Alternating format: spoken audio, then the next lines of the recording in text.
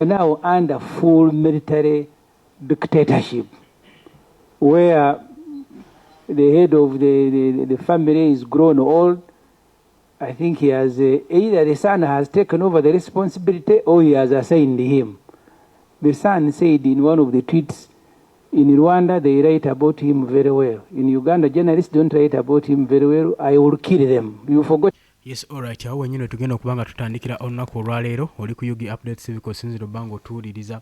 Kakati nno former MP owa Kira Municipality Ibrahim Ssemuju Nganda kigambibwa nti nno avuddeyo n'afulumya omwasi omulundi omulala yagambye tagenda kubanga asirika. Agambye bagenda maaso n'omukudaalira nti nno yadduka mu ggwanga ekyabasekeredde era amamookinze n'abagamba nti nno nze ndi wano ku mulirwano nsowoddemu ali ku mulirwano mu East Africa eggwanga newankubadde talyasanguza naye ng'agamba akyasowoddemu nnyo okwekkaanya embeera y'eggwanga Uganda engeri gy'etambulamu era ng'akyatunuulidde kye bayise new order ezigenda mu maaso n'okuimplementingibwa mu ggwanga Uganda. Ibrahim Ssemuju Nganda avuddeyo n'areactinga ku kukwatibwa kw'omubaka owa National Unity Platform omukulembeze Muwanga Kivumbi eyakava okuditeyiningibwa ebbanga eriyise emabega kyokka nga badde yakaweebwa bbeero. Kakati Ssemuju Nganda agamba nti amateeka mu ggwanga Uganda gaba gali luddawa. Era mu bigambo byeyo byayogedde ebingi avuddeyo n'awamatuka ka vidiyo akatambi kalamba ng'agenda mu maaso n'okulaga obutali bumativu bwe mu nsonga ezigenda mu maaso mu ggwanga Uganda. Gwe mukwano gwange aliyo ampuliriza oli ku Yugi Update Civic osinza obanga otuwuliriza gwe n'atanatweyongako nkutegeeza nti kirira wansi waliwo ekigambo subscribe wansi okikoneko obeere ng'otweyongako. Baagala okubanga mufollowinga ogwo gwe mulimu gwammwe omunene gwe muyina wabula ly'ettaffaali lyokka ly'osobola okuteeka ku channel eno n'osobola okubeera nga oyongera ku kutambula kwa vidiyo zaffe saako n'eddoboozi lyo najja n'oteeka mu comment section okusobola okulaba nga litambula. Wabula mmwe abasharinga nammwe mbebaza nnyo ak'ensusso abali emitala w'amayanja abali Qatar, Oman, Dubai, Saudi Arabia mwenamba tumiddeko mukolera ddala ekintu eky'amaanyi ennyo okwekumira ku mayengo gano aga Yugi Update Civic. Tukyagenda mu maaso gwe mukwano gwange wabula njagala mbatwale mu katambi ka Ibrahim Ssemuju Nganda kagenze mu maaso n'okubeera nga agenda mu maaso n'okubeera nga asindika obubaka obukambwe eri mwami oli Kaguta Museveni ne Muhoozi Kainerugaba saako ne bannansi b'eggwanga Uganda kubigenda mu maaso kubitambula okugenda mu maaso n'okubeera nga kwegamba bayisaamu amaaso constitution y'eggwanga Uganda yagamba tagenda kusirika. Jukira nti no mwaka oguwedde Ibrahim Ssemuju Nganda ne wakubadde yali mbaka wa Kira Municipality naye mu kalulu akawedde general elections 2026 mu January kamuwandula n'ataddamu kulabikako mu parliament era parliament okutandikira ku speaker yaliko former speaker era nga yakomyewo Thomas Tayebwa nkiwa basambidde mabeganga jjanzi kubanga abadde simwangu mu parliament gwe mukwano gwange mpuliriza era abadde agenda maaso n'obateeka ku nninga ye ne mwami oli Kaguta Museveni babadde kabwanangu kati omutabani yazze agamba kintu nzakikuttemu yagamba nti wano nonsense. Njagala owulirize ku bigambo bya Ibrahim Ssemuju Nganda n'oluvannyuma tujja kubeera nga tweyongerayo gwe mukwano gwange aliyo ampuliriza wuliriza. Now under full military where the head of the family is grown old. I think he has either the son has taken over the responsibility or he has assigned him. The tweets in Rwanda they write about him very well. In Uganda journalists don't write about him very well. I will kill them. You've forgotten. So when you get you make a mistake. They say sometimes he's drunk. He is not. He said in Rwanda they write very well about him. Here he will kill you. Now a few months later you're complaining that you were beaten in Karongi. Didn't he tell you? So really, that's where you are, Shamim, and you journalists covering Parliament. You'd have asked Obua, who is a government whip, why did they lock you here when we are beating MPs during the coffee deal debate? He says, yeah, but you the physical person. Yeah, that's why I said, I entirely agree. That's why I said that all of us are victims, including you. So that's why I said you are minister, but we are all in parliament there. So somebody else was responsible. So finally, I think we have a duty, because we are not going to substitute our citizenship. We have to continue fighting for our own survival, but also for the survival of the country. I salute you guys. You must take the risk. Don't give up, but also prepare everybody. I remember when journalists were being beaten in Kawempe, you call someone, the phone is off. You try to call the families, and then eventually say, no, we have now been dumped at the Kawempe police station. We are making statements. Statements about what? We don't know. So prepare, as I said, but please don't give up, because we don't have the option to do so. But also be brave. One of the things that is celebrate those who have been brave. I think collectively, if you are, there are things they will not want to do. But when you begin giving up, because for the first time in my adult life, I have never seen journalists, and I'm not blaming anyone, but abandoning a story. Like it happened in Kawempe, because now you have to choose between the story and life. This has never happened in my adult life. Museveni came here when I was 12 years and 4 months old. He has never done something like that. So I also have no idea, but I am, for me I have written, because Muhoozi said I should die this year, I have written my will. Maybe it will be the only opportunity to communicate my story. So please thank you very much for listening to me. Yes, all right. Mbakulisiza nnyo mu katambi mu bigambo bya Ibrahim Ssemuju Nganda agamba nti we tuba tutunuulidde embeera y'obudde mu byobufuzi mu ggwanga Uganda. Agamba kusinziira ku media we yabadde apostinga agamba Uganda political environment had changed significantly, era ng'agamba criticism eri abo ab'obuyinza naddala abo figures ezirina obuyinza, ng'agamba nti bagenze maaso n'okwegulira omuze okutiisatiisa offenses ba non-offense figures abatakwata mundu abatayina maanyi mu magye, bagenda maaso n'okozesa omwaganya guno nga babatiisatiisa. Naye ye Ibrahim Ssemuju Nganda n'agamba I am also in neighboring country trying to learn them. I will also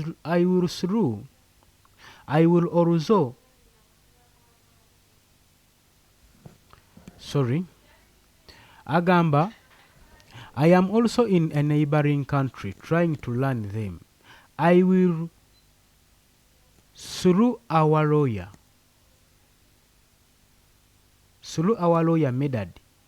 Medad Segona, send you a list of what I have recorded so far. Ng'agamba nga ye omubaka abaddeko MP mu parliament mu Kira municipality, naye agamba akyagenze maaso ku mulirwanaawo akya studyinga mbeera z'Abannayuganda engeri ki gye babatwalaganyaamu gwe mukwano gwange ali eyampuliriza. Agamba naye nga mpita mu looya munnamateeka mu Medad Segona ajja kubanga abayitiramu ku lisiti gye ngenda maaso n'okulikodinga, gye ngenda maaso n'okuwandiika. Kakati nno former registrar tagenze maaso nakubanga alivayiringa nsi ki gy'alimu oba nsi gy'alimu kati sawa zino gy'asula ne gy'akasiba.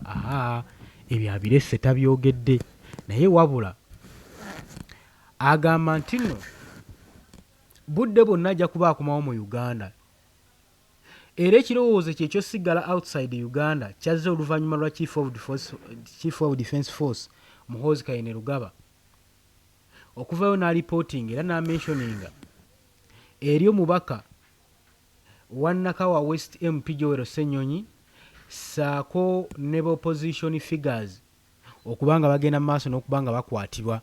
Ezino zaali statement za General Muhoozi Kainerugaba ng'agamba nti opposition yonna nga ye Chief of Defence Force alina olukisa n'obuyinza obubakwata obubadetaininga obubabuzaawo, era n'agamba bali ku lisiti ye, abamu abali ku lisiti aba opposition bazzaako okukwata mwe muli Ibrahim Ssemuju Nganda saako ne Joel Ssenyonyi. Era teyabandaaza gye bwavaako n'akola posting egamba nti ayagala okubeera ng'ekibiina kya Patriotic League Uganda kye kigenda mu maaso n'okuba nga kye kiba kivaamu leader of opposition nga kye kironda leader of opposition. Ebyo byonna twabiraga omukwano gwange mpuliriza. Era n'oluvannyuma lwayitawo wiiki emu twalaba nga ekibiina ekya Patriotic League Uganda ekikyeyalingibwa Muhoozi Kainerugaba kivaayo nga kipatitioninga oba nga kitebolinga documents ku mmeeza ez'okuggyako leader of opposition mu ofiisi ye Joel Ssenyonyi. Wabula Joel Ssenyonyi bino mu kubiwulira ye avaayo n'agamba nti zino ensonga oba ozitunuddemu ziri personally era tebaagala ku kifo kya wa leader of opposition wabula baagala kuggyako leader of opposition. Jjukira n'agamba nti ono abadde one man's army mu parliament kakati era kitwagenda okuddayo okulaba nga batebolinga documents era buli kimu ne bakiyisa ne boogera n'okwogera mu ngeri ki gye bandiyagadde leader of opposition alondebwemu. Oli ku Yugi Update Civic osinzira obbanga otuwuliriza gwena atanatweyongako nkutegeeza tikkirira wansi waliwo ekigambo subscribe kikoneko obeere ng'otwegattako. Munatusonyiwa olwaleero sisitemu yaffe yatucyankalanyeeko ensonga kituluddewo baweereza era n'engeri gye tubaweerezaamu olwaleero si yennungamu ennungi naye olw'okuba nga tulina okufeedinga information tulina okumanya ekigenda mu maaso mu ggwanga Uganda ensonga bakitwala buno omwagaanya ne tugamba owaayi abasajja katubateereyo information omukutu gwabwe guleme kubeera nga guba disappointinga buli ssaawa. Oli ku Yugi nyongera okukujjukiza kaakati gye ovuddeko emabega ebigambo ddala ebyaviirako kalumanywera ku sayidi ya Ibrahim Ssemuju Nganda bituuka okucyankalanya Muhoozi Kainerugaba okuba nga ayagala kuyigga Ibrahim Ssemuju Nganda bye bino byengenda okuba nga nkuteerako naye njagala otunuulira ebigambo bino gwe omukwano gwange ali yampuliriza. Ebyo ebigambo ebinvaako nkulaga ate biki ebyavudde mu kamwa ka Chief of Defence Force Muhoozi Kainerugaba. Muhoozi Kainerugaba kye yazzeeko okukola era wano we twandigambidde nti nno Ibrahim Ssemuju Nganda yalinye gye gava mu statement ez'obukambwe ezaakolebwa gye tugenda okubeera nga tuyitamu tulabe naye nga sinnabatwala ku bigambo bya Muhoozi Kainerugaba ng'agenda mu maaso n'okutiisatiisa eri abali ku ddaala ery'ebyobufuzi abali ku opposition. Kansooke nkwe ku Ibrahim Ssemuju Nganda n'oluvannyuma owulirize ebigambo bino naye wakyandikoze amakulu nga nsoose ku Muhoozi Kainerugaba nga mukuteereddeko n'olya statement wuliriza.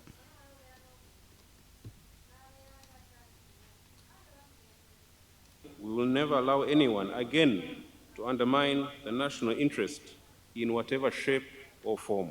We cannot and shall not tolerate agents of foreign interests who work secretly to weaken the country's progress. We will never allow agents of foreign interests to demoralize and demobilize the patriotic and nationalist spirit of Ugandans. We shall not allow foreign interests to determine our national narrative. The impunity within certain elements of Uganda's political class and media directly impacts the country's security. These elements have to become responsible actors to ensure peace and security. The UPDF and the interagency architecture are committed to establishing a holistic national security infrastructure, including acting against wrong elements within the political and media class. Kakati olw'ebigambo ebyo Chief of Defence Force ng'agenda maaso n'okuwooninga abo bagenda maaso n'okwettanira foreign countries oba foreign powers nga bagenda maaso n'okutyobola ekitiibwa ky'eggwanga Uganda. Era yogera ku opposition abawangaalira wano era obubaka otubanga tetulimbye yali abusindikira abali mu bibiina ebyobufuzi ebiri wano mu Uganda abalina enkolagana n'amawanga ag'ewabweru nga bo bagamba nti bakuuma kitiibwa kyabwe nga bo banna Uganda nti oyo yenna anaazanyira ku kitiibwa ky'eggwanga Uganda ajja kajjuutuka. Era ne bagenda maaso ne balabula ne bayita foreign agents abo bonna bacriticism abagenda maaso n'okucriticizinga nga bakozesa emikutu aba social media. Jjukira wano mu Uganda tetunafuna technology akola social media era emikutu gyonna gye tukwataganya gyonna gyebweru gyebulaaya kakati mu buli kyo gwe yenna akwasaganyiza ku mukutu gwonna ng'owa information kitegeeza oba ofuuse ani foreign agent. So ebyo byonna byali mu sovereignty bill era gye bagenda maaso n'okubeera nga bayitaayitamu gye bakolamu analytics gye bakolamu bu speech. Naye njagala nsooke nkuwe ku bigambo bya Ibrahim Ssemuju Nganda n'oluvannyuma mbere nga nkwongerayo nga nkutwala mu maaso gwe mukwano gwange mpuliriza wuliriza. Ne Uganda si byebimu ku byobugagga bya Museveni. Bw'aba yalimba famire ye Museveni tukwegayiridde bawe history okuli ebyobugagga byo. Bw'oba waleetaddeko Uganda obaga nti wagiteekako mu butanwa. Uganda si byebimu ku byobugagga bwo. Byobugagga byo bye tumanyi Lwakitula, Kisozi, ne lwe bamusaba mu IGG okulaga ebyobugagga bye yateekako n'eggaali ne pikipiki nti byo byobugagga Museveni byalina. Kati ebyo byeyage ba Muhoozi omutima gubabeere wamu bamanye nti Uganda si kya bugagga kyo bakulinda okufa batandika okwetegekera okusikira Uganda.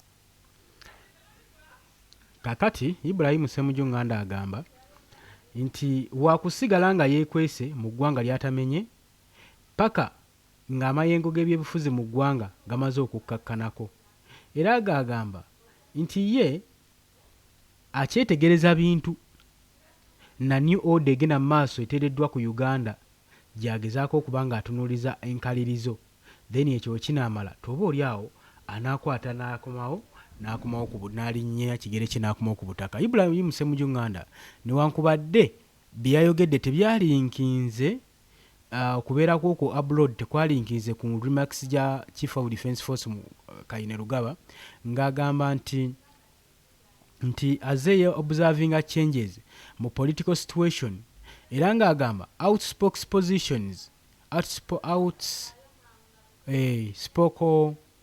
positions oppositions politician bagenda mu maaso buli mwaka nga bacriticinga gavumenti ku nsonga za governance era ne za human rights political freedoms nga zimekinga okubeera nga ezimu ku comment oba ne ku subject ezataddewo debiti eri bannabyabufuzi abagenda mu maaso n'okuobserving ensonga nga bwe zitambula mu ggwanga lyattu Uganda. Oli ku Yugi Update Civic osinzira obanga otuwuliriza gwatannatweyongako kukkirira wansi waliwo ekigambo subscribe kikoneko. Kakati ebigambo ebyo byonkuwadde Ibrahim Ssemuju Nganda yali so determined ng'agamba Chief of Defence Force Muhoozi Kainerugaba ng'agamba nti nno waki mugenda maaso n'okujeeza eggwanga lyaffe Uganda. We muba mutujeeza lwakubanga mugamba nti Uganda kibimu ku byobusika byammwe Mwami Yoweri Kaguta Museveni twabula byabalekedde mu kaseera kano ng'awera ennemba n'ekirwadde eky'obukulu ekigenda maaso n'okubeera nga kimusaanyaawo ng'agamba nti oba bano babalazedde ebyobusika era n'abagamba nti mukimanye nti ebyobusika kitammwe bye yaleeta bireka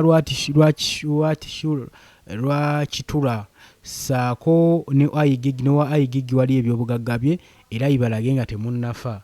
Ibrahim Ssemuju Nganda yayongerako ng'agamba nti kitammwe yali apresentinga obugagga bwe yalaga ggaali bomba na pikipiki by'ebyobugagga bye yalaga byayina mu ggwanga Uganda. Kati okubanga ayina ebyobugagga ebitakolebwako nambalirira era Ibrahim Ssemuju Nganda agamba ono wateeka okubeerawo accountability era Muhoozi kimanye Uganda si ggwanga lya Mwami Yoweri Kaguta Museveni si lya kitaawo wabula buli munnayuganda alina okwebereramu era alina eddembe olw'exposinga obulumi bwafiiringa mu governance eno egenda mu maaso. Kakati bino bigenza okubaawo ng'obufuzi bwa Uganda tubutunuulidde naye nga butufuuse monarchy nga bulinga obukulembeze obw'ensikirano nga tetukyalaba nti ekitongole eky'Electoral Commission kikyalina omugaso mu ggwanga lyattu Uganda era bwe tuba nga tulina ebitongole birina okulizayininga kyekimu ku kitongole kubanga kyonoona bwonoonyi ssente za mubwa musolo gwo mukwano gwange nze nkubuulira olw'ensonga nti zizino wammanga zingenda okuteera ku mmeeza nti ekitongole kino twakirabako nga kyekitongole ekisulawo emirimu gyakyo nakyo kyefudde ekitamanyi bigenda mu maaso ne kirekera aba UPDF aba security agencies okuactivinga oba okwekisasayizinga activities zibaali balina okukaringa okulonda n'okumatiza bannayuganda kyobola babanja ne DL forms tebaziina olw'ensonga nti ojja zisanga mu magye olw'ensonga nti amagye ge gagenda mu maaso n'okulondesa. Ekyo njagala okitegeere ggwe mukwano gwange okuva n'olwaleero. Kakati Ibrahim Ssemuju Nganda agamba ekimala kimala. oli ku yugi update civic osinza oba nga otuwuliriza gwenna yagadde otweyungako nja kutegeeza nti kirira wansi kigambo subscribe weekiri kikondeko obeere nga otweyungako ddala bulungi nnyo. Wabula olw'embeera egenda mu maaso mu ggwanga Uganda, amawulire mangi naye ng'ebyuma byaffe engeri gye byafuddemu mugenda kunzikiriza mbeere ng'olunaku olwaleero oba oli awo nduwunzika naye ngenda dduwunzika ntya ggwe ampuliriza. Njagala nduwunzike mu ngeri weeti ennuŋŋamu. Nga bulijjo tutera okuyita mu comment section yaffe, njagala tubeeko nga tuyitaayitamu abantu mu 2 3 n'oluvannyuma tusobole okubeera nga tweyongerayo. Atukwase Stephen we bali kubeerako ogambye those observation by leader of opposition we have genius for the ordinary person he should be commended. We pray for our honorable Joro Senyonyi oyabadde Margaret Najemba Enos Mpora bali kubeerako sigenda kukolera ba pasonero oti ogambye tukyagenda maaso gwa mukwano gwange aliyo ampuliriza nkubadde obudde empinde ebutiriridde n'ekyo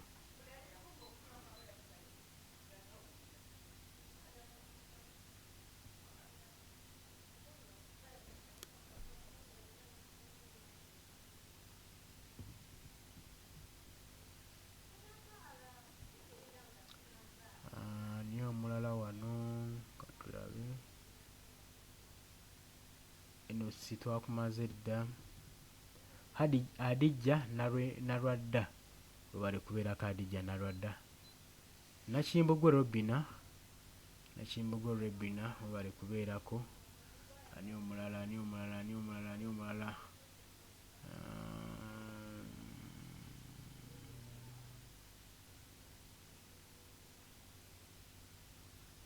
Neriyaka George Bazibu Sauda Natanda mwebali obadde oli ku yugi update saving nga kosinzira oba nga otuwuliriza gwe mukwano gwange ali eyo olw'obudde n'ebiseera sisitemu yaffe engeri gyeri enfunzikiriza nkume wano nga nkulekereko akatambi kano kakutwale mu maaso. We are now under full military dictatorship where the head of the family is grown old.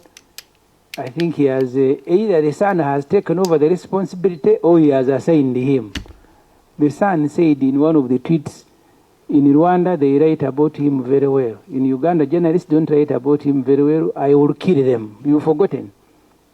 So when you get beaten, and you see, don't make a mistake. They say sometimes he's drunk. He is not. He said in Rwanda they write very well about him. Here he will kill you. Now a few months later you're complaining that you were beaten in Kawembe. Didn't he tell you? So really, that's where you are, Shamim, and you journalists covering Parliament. You should have asked Obua, who is a government whip, why did they lock you here when we are beating MPs during the coffee bill debate? He says, yeah, but you the physical person, yeah, that's why I said, I entirely agree. That's why I said that all of us are victims, including you. So I meant it. That's why I'm saying you're a minister, but we are all in Parliament there, so somebody else was responsible. So finally, I think we have a duty, because you're not going to substitute our citizenship. We have to continue fighting for our own survival, but also for the survival of the country. I salute you guys. You must take the risk. Don't give up, but also prepare everybody. I remember when journalists were being beaten in Kawempe, you call someone, the phone is off. You try to call the families, and then eventually say, no, we have now been dumped at the Kawempe police station. We are making statements. Statements about what? We don't know. So prepare, as I said, but please don't give up, because we don't have the option to do so. but also be brave. One of the things that must happen on Press Freedom Day is to celebrate those who have been brave. I think collectively, if you are, there are things they will not want to do.